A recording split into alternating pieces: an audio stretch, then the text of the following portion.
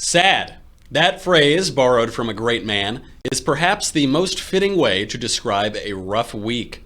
Fleccas Talks, Zoe Rachel, and Josh Yasmeh will join the Panel of Deplorables to discuss it, as well as why TV is dead, Netflix is killing you, and books have the worst words. The worst words, folks, don't they? Plus, the mailbag. I'm Michael Knowles. This is The Michael Knowles Show.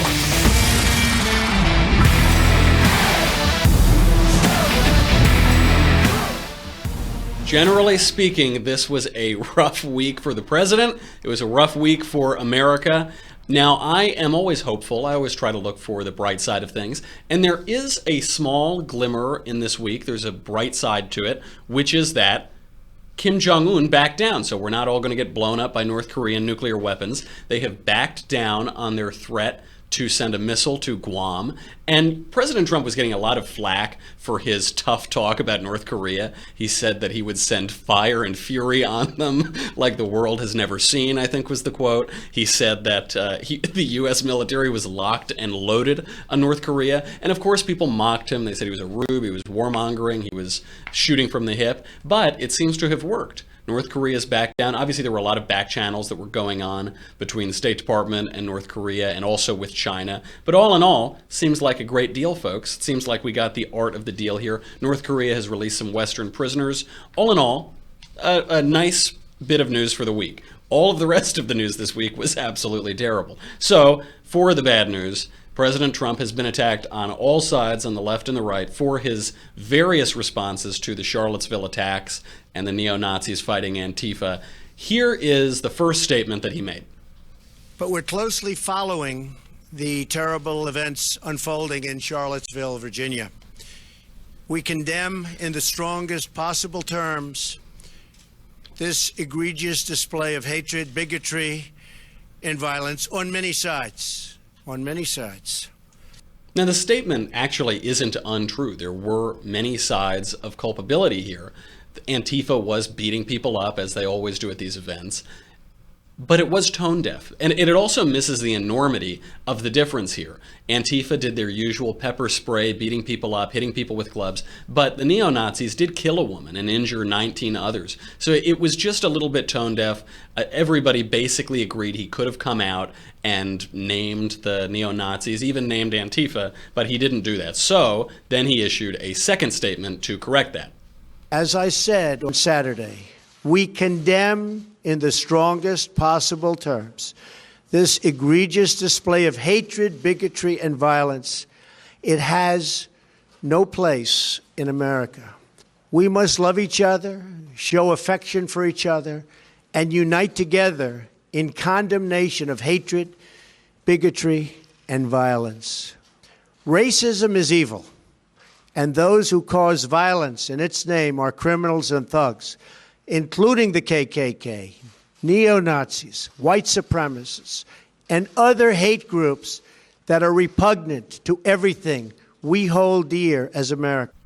Excellent. He comes out, he names these guys, he names the guys who threw the rally. There aren't a lot of these people, by the way. Their numbers do not seem to be growing despite what you're seeing in the media. But he goes out, he names them. We don't need them. Nobody likes the Nazis. No mainstream conservatives showed up to this event. No alt-right showed up to this event. Not even the people who play around and play footsie with the alt-right showed up to this thing. So good. He names them. He'd already acknowledged that there was trouble on the left in the previous statement.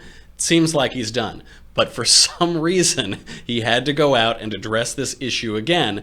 And in typical Trumpian fashion, it was a mixed bag. There was the third statement, the press conference, did start out very well when he was attacking those lying Democrat hacks in the media. I think they do. So, as far as I'm concerned, that was a horrible, horrible day. Wait a minute. I'm not finished. Fake news. I love him. I'm not finished fake news. So beautiful. Calls them out as in a way that politicians have not done before. It's just glorious. But he didn't finish there. He had to undo all the good he did in that second statement. Do we have it? I think there's blame on both sides. You look at both sides.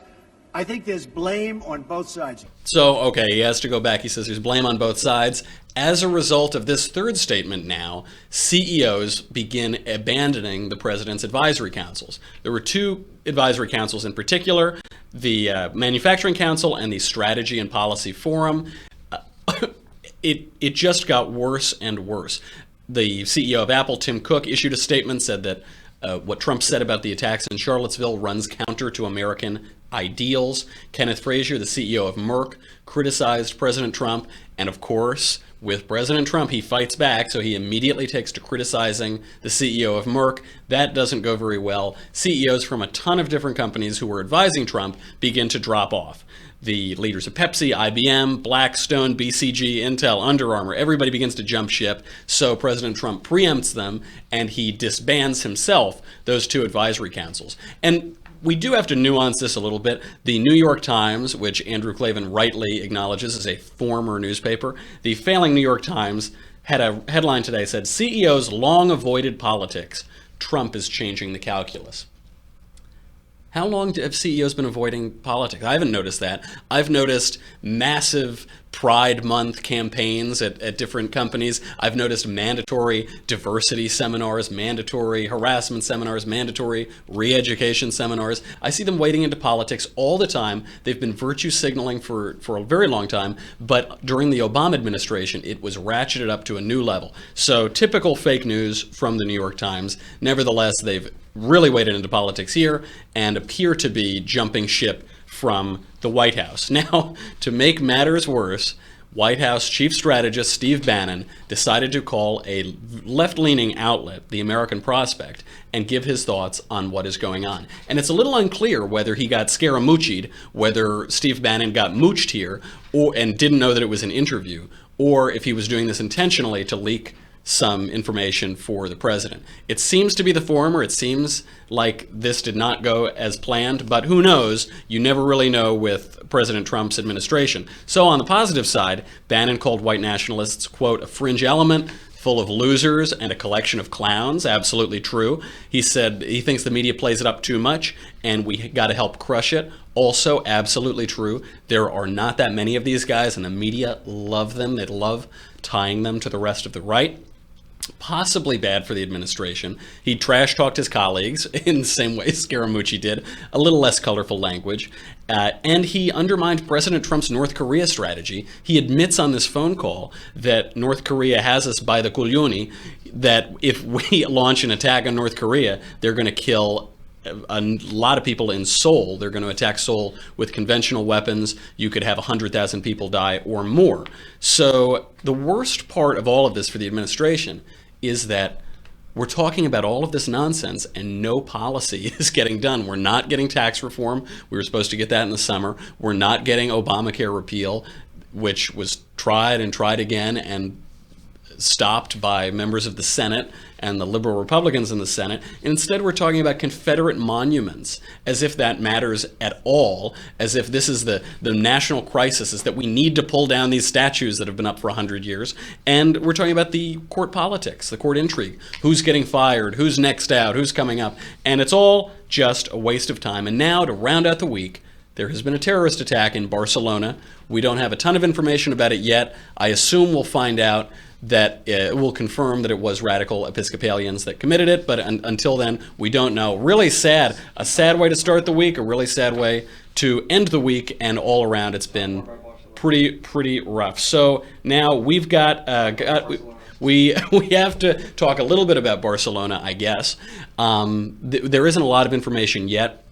This is the first time that there has been a terrorist attack in a place where I have smoked a cigar. This is in Las Ramblas, a major tourist center of Spain. And so clearly it does put certain things into perspective while we're talking about the court intrigue here, while we're talking about Confederate monuments. We do have to wonder, what is the bigger picture? What are we fighting as a country? What are the biggest threats to our freedom and to our homes and to ourselves and our families? So, speaking of the bigger picture, let's widen this picture and bring on our panel of deplorables. We have Zoe Rachel, Fleccas Talks, and Josh Yasmeh. Zoe, everybody is always saying Trump is having a terrible go of it. Is this week as bad for the administration as it seems, or is it fake news? But no, he's probably having a rough week, which just goes to show, I guess money doesn't solve everything now, does it?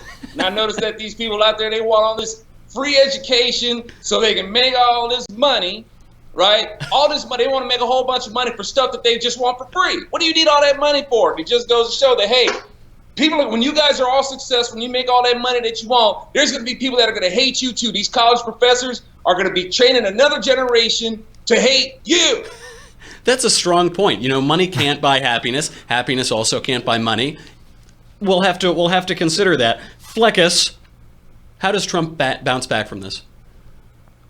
I think it's going to be what he always does. He's just got to keep bringing it, work right past the media's narrative.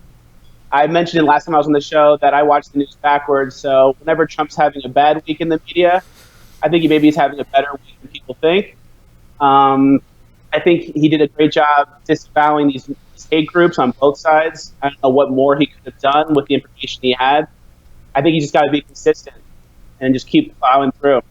It's a war. That is right. The consistency is a real issue because he gave his first statement, which was okay. He gave the second statement naming the people, probably a little bit better. And then he gives his third statement and backtracks on the second and creates a lot of confusion. Maybe it was 4D chess. Josh, China seems to be cooperating with us on trade and North Korea. Would you say that there is a glimmer of hope this week on the foreign policy front? I think so. I think that Trump has done a good job behind the scenes, but he hasn't done a good job articulating his vision. He hasn't done a good job telling us what he's done behind the scenes. We've had to rely on administration officials, op-eds, and reporting. Are you suggesting that President Trump does not have the best words? I'm telling you the best words, folks. Because I won't stand for that. He has a communication problem, for sure. Even when he does something good, he makes it seem like it's a bad thing or he doesn't articulate it properly. That's the problem. And perception is oftentimes reality. Well, all right, we've got to get into the news. I want to keep this panel around for at least one news story, and then we'll have to say goodbye to all of you who haven't subscribed to the Daily Wire. In the news today, Apple is spending $1 billion, a billion with a B, developing original content. Netflix is going to spend $7 billion developing original content. And Facebook is even developing original TV content. Zoe, is TV dead?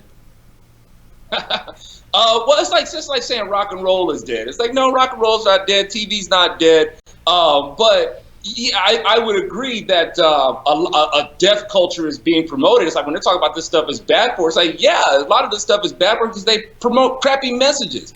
Hey, if they're going to spend all this money, and it's funny, man, because they always say the Republicans are the ones with all the money. But it looks like liberals are the ones with all the money to be able to invest in all this stuff, even if this was somebody else's money. But it'd be great if these so-called rich Republicans, I'd like to find out who they are, it'd be great if they would put their money where their mouth is and start investing in some content to compete with these fools. Yeah, this is a plea from Hollywood. If you're out there, Republicans with money, give us some TV shows or movies or fund something. That's what I keep hearing. Republicans are the one with the money. Rich Republicans, like, where? I'm looking for, I can't find them anywhere. I still haven't even gotten all my book checks yet. Josh, is this new all on-demand model, is it good or is it bad for the consumer? You can stay up late, you can watch whatever show you want, you can watch it for 100 hours. Is that good or bad for us? It's a little bit of both, I think. That's a strong statement. You're going to have to defend that. Ultimately, it gives consumers more choice. I can go to work during the day and then come back home at night and watch a show at midnight if I wanted to. But I think there's something to be said about the fact that TV in decades prior gave the country a way to coalesce around something. It was this moment of stillness, of this collective unity where we can all kind of put aside our politics, put aside our differences, and engage in the show. And now TV watching seems to be a solitary act. It seems to be, individuals alone in their rooms watching on their laptops. I think somebody's projecting here. No, I think you make a very good point because there are two levels of this. It used to be, on the one hand, you've got families coming together around a TV and watching it, but there also was the fact that all of America was watching the same shows. Right. There weren't that many channels. We had a common culture. Fleccas, does this destruction of the common culture explain some of the crazy polarization we're seeing? Yeah, I would say so. I mean, they're really catering to the younger viewers who are very computer savvy, very tech savvy. They want to watch these shows in their own time. I think a lot of these people are watching the same shows, not necessarily like they used to back in the day, where you tune in every day at 10 o'clock and see your program. With this, though, I think it heads down a tricky road because all these companies are investing more into these liberal outlets are now going to be pushing their narrative on so many other fronts. It's going to be really hard to combat that. That's absolutely true. The one exception might be the Game of Thrones. Game of Thrones is a kind of common thing. It's always trending on Twitter. There were rumors that it leaked. Did you all watch the leaked episode? No. Considering the Game of Thrones and leaking and how much nudity, that just sounds gross. Well, that's an image that I won't be able to spoon out of my mind's eye, unfortunately. I am so glad we don't have any criminals on our panel of deplorables, but they're deplorable in many other ways. But now, if you don't subscribe to the Daily Wire, you can't keep watching them. We want to thank all the subscribers who have come along with us. You can go over now to dailywire.com to watch the rest of the show. And if you haven't done that already, go to dailywire.com and sign up. It's only $10 a month, $100 a year. You get the Leftist Tears tumbler, which keeps your leftist tears hot or cold, always salty and savory and delicious. And you'll also get my show, you'll get the Andrew Klavan Show, and you'll get the Ben Shapiro Show. So go over there right now, dailywire.com. We'll be right back.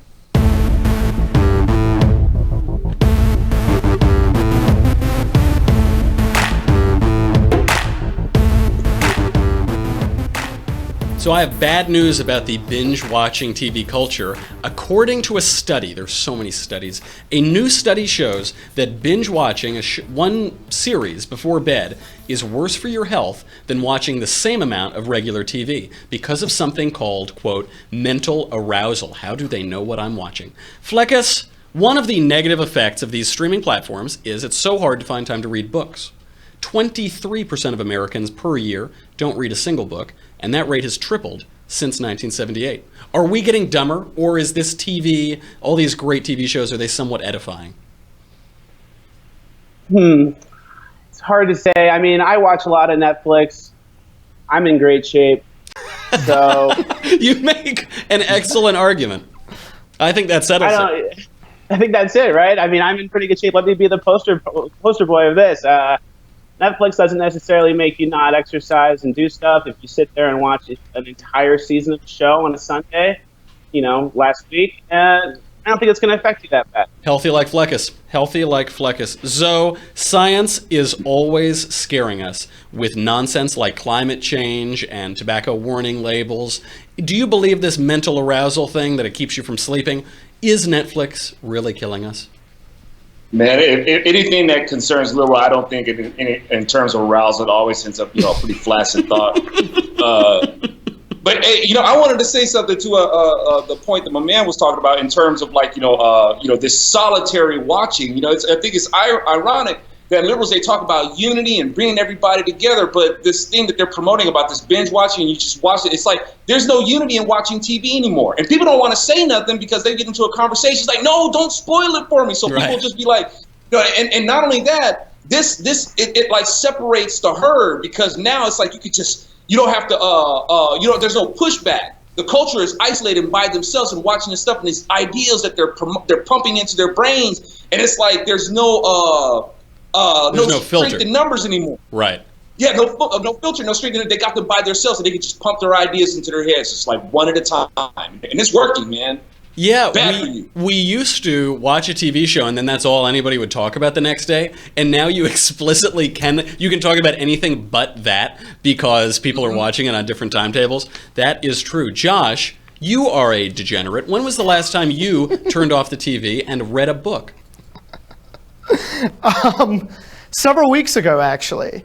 That's not bad. It's better than most Americans, I guess. Well, I was an English major, so, but, Zoe is right. I think that there's something unhealthy about this solitary TV watching.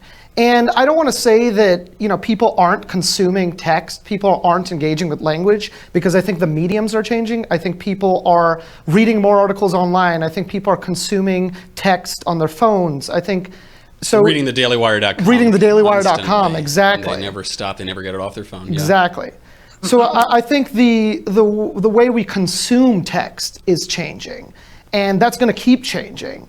But so we're on the verge of an almost kind of like a revolution where our own sort of printing press, and the printing press is digital media.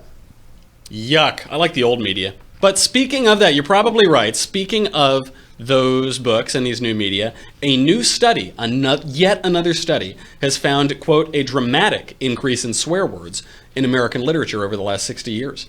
Books published between 2005 and 2008 were 28 times more likely to contain swear words than books published in the 1950s. And one study in particular found that there was one word that was 678 times more likely to be included. I'll let you think about what that word that was. Zoe, WTF, man. Why all the naughty language? And and I feel like I'm kind of on the spot here because my book is actually called Weapon of Ass Destruction.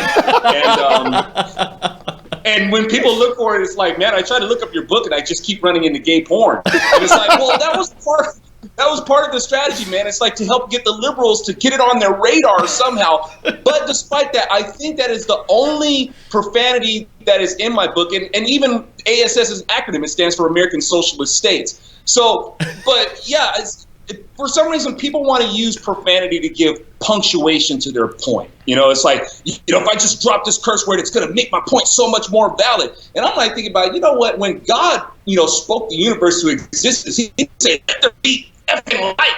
He didn't have to say that, man. He just said, let there be light. He just chilled. The universe came to existence. That's power, man. You don't need a curse to be powerful. Yeah, you don't see God using a lot of naughty language in those really strong statements in Genesis. I don't know what text you're reading. Yeah, well, Marshall has a particular Bible. Josh, is this a reflection of our more shallow culture?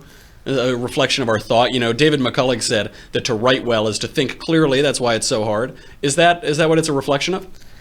I don't know if it's a reflection of our more shallow culture. I think that publishers are trying to attract consumers, and they're willing to do anything to attract consumers, even if that includes profanity, eroticism. There's a reason 50 Shades of Grey was so successful. It wasn't because it was a brilliant plot.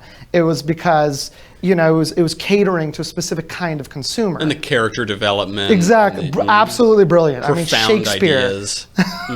Absolutely. That's absolutely true. And you're right, Zoe, when you use swear words too much, they get a little watered down. It's sort of like how conservationists say we have to kill animals so that we can preserve animals. There is an argument that we have to stop using swear words so that we can keep using swear words effectively. Fleccas, do we need to clean up our language? I don't think so. I think this is a sign that freedom of speech is alive and well in the U.S. I think this is a great thing, and there's nothing wrong with the First Amendment, and no one's stomping on it, and free speech is alive and well. That's what this tells me. The First effing Amendment, absolutely. Okay, well, on that note, I got to say goodbye to you guys.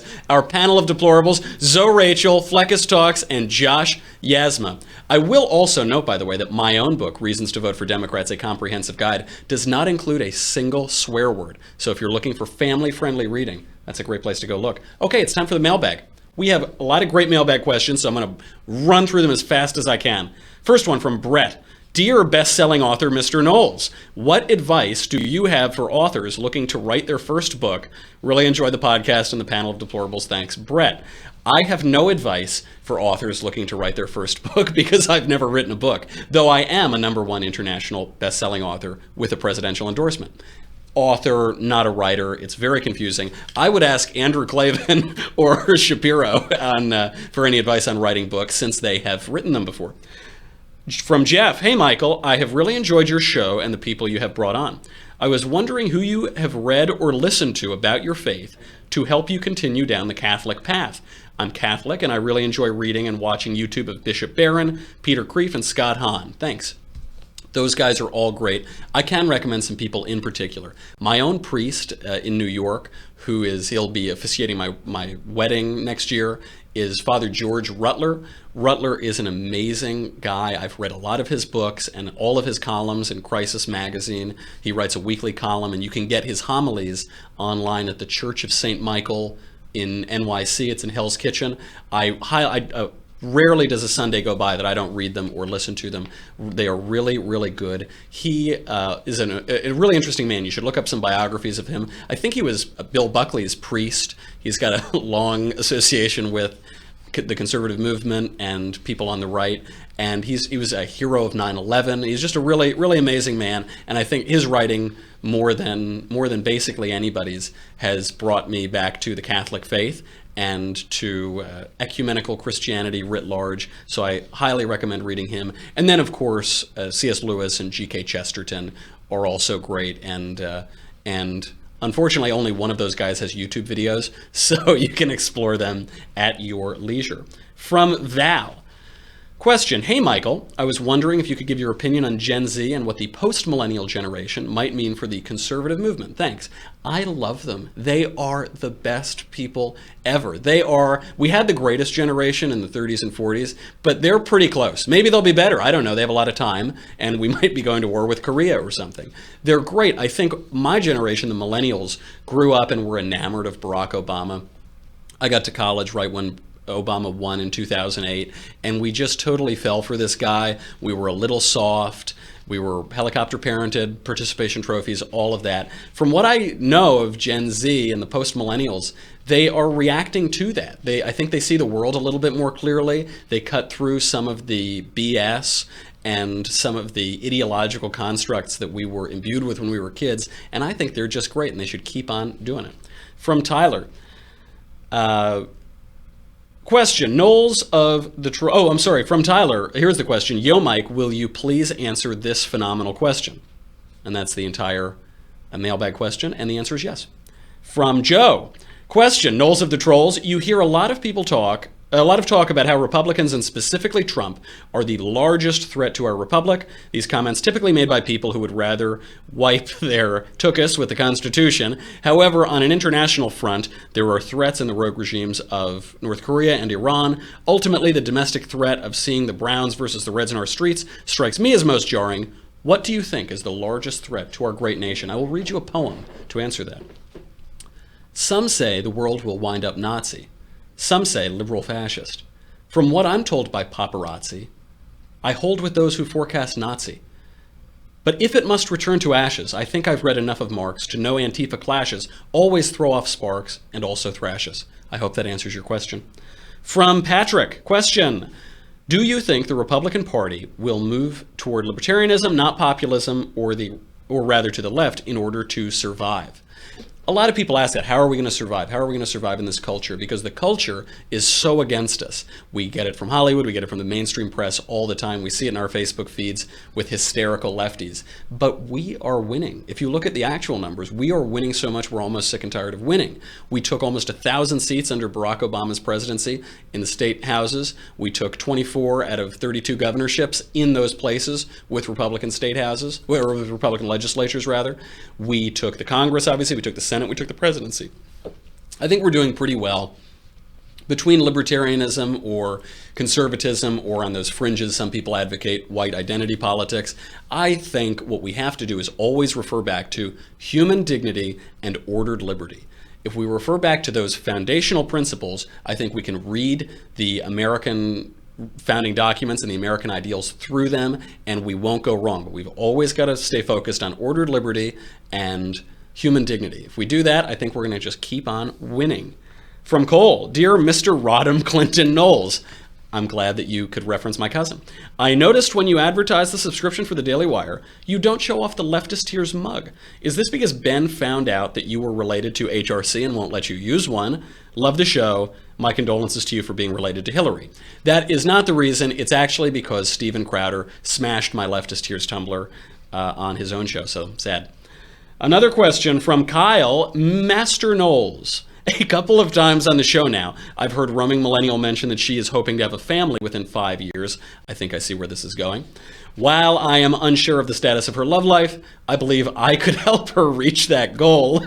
I am a straight, white, cisgender conservative male. So long as she can see past all of the privilege and unconscious bias I innately possess, I think we could really make it work. Thanks, Kyle. Kyle, I have said this before and I will say it again. We are auditioning Roaming Millennial to become a sister wife once I get married to sweet little Elisa, my fiance, and we start our apocalyptic right-wing polygamous cult. She's mine, hands off. From James.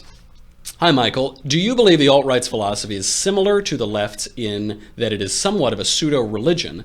As I believe it was said on yours or Klavan's show, the left prefers the essence of something rather than the content of that thing. I think what you mean is they prefer the appearance or the semblance of something rather than what actually makes it that thing, what animates it. I find it quite sad, to quote a great man. Thanks, James. Yeah, I think they're two sides of the same coin. I think they would admit that too. They say these identity tactics have been working for the left for a long time, and we're going to start doing it too. This disreputable, dishonorable behavior has been working for the left. We're going to do it too. So yeah, absolutely, it's on the flip side of the left. I would say it's a pseudo-religion in that it is an ideology, and ideology replaces religion. But it's also pseudo-philosophic. Their ideas really don't hold together. They try to put off this image of logic and philosophical coherence. I don't think they have any of it. I think it's like most modern art. You think it must be profound because the artist tells you that it is, but if you scratch below the surface, you realize it's a bunch of nonsense. And I think there is a essential paradox at the heart of their ideas, which is that they defend Christendom, but they hate Christianity and they don't practice it. So I definitely discount them as I would discount the left, and I think we should disregard all of that and just read some books, man, and defend Western civilization and culture in a serious way and in a way that will lead us toward more ordered liberty and human dignity and more winning. Okay, that's enough. It was a rough week. We will be back tomorrow. Join us. Hopefully it will be a better... We'll be back on Monday. Hopefully it will be a better week and you can survive the weekend. I'm Michael Knowles. This is The Michael Knowles Show. Thank you for watching.